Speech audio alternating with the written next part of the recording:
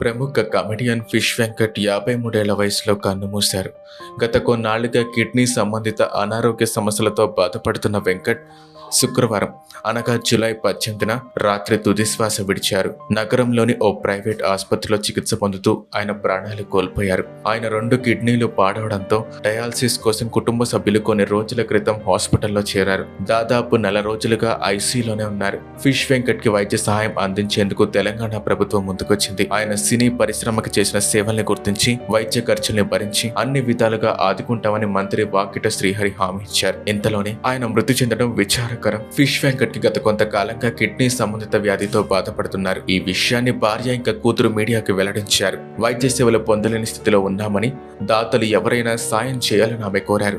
Gabbar Singh gang ఇంకా విశ్వక్సేన్ వంటి పలువురు సినీ ప్రముఖులు తమ వంతు ఆర్థిక సహాయం చేశారు. ప్రస్తుతం డయాలసిస్ రెగ్యులర్గా చేస్తుండగా ఆయనకి బీపీతో పాటు షుగర్ కూడా కంట్రోల్లో లేకపోవడంతో ఇన్ఫెక్షన్ సమస్యలు తలెత్తాయి. మిగిలిన ఆర్గాన్స్ కూడా బాగా దెబ్బతిండంతో ఆయన బాడీ ట్రీట్మెంట్కి సహకరించలేదు. దాంతో మృత్యువుతో పోరాడుతూ శుక్రవారం రాత్రి కన్నుమూశారు. ఫిష్ వెంకట్ అసలు పేరు ముంగిళంపల్లి వెంకటేష్. పుట్టుకతోనే నిరుపేదైన ఫిష్ వెంకట్ పెద్దగా చదువుకోలేదు.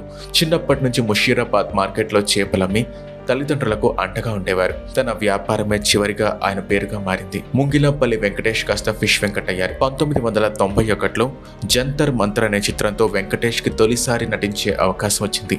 ఆ తర్వాత అడపా దడపా కొన్ని సినిమాలో నటించినా పెద్దగా గుర్తింపు రాలేదు. స్వర్గస్థులు నటుడు శ్రీహరికి ఇంకా ఫిష్ వెంకట్ కి మంచి అనుబంధం ఉంది.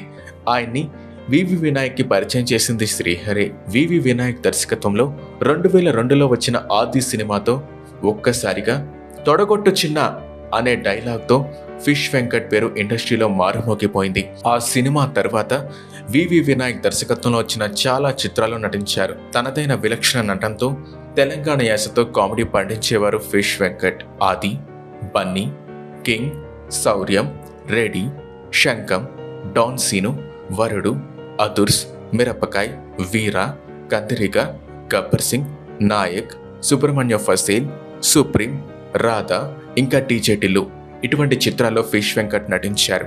అంతేకాదు కొన్ని సినిమాల్లో విలన్ గాను చేశారు. చివరిగా కాఫీ విత్ కిల్లర్ అనే సినిమాలో నటించారు. రీసెంట్ గా ఈ సినిమా ఆహా ఓటీటీలో విడుదలైంది.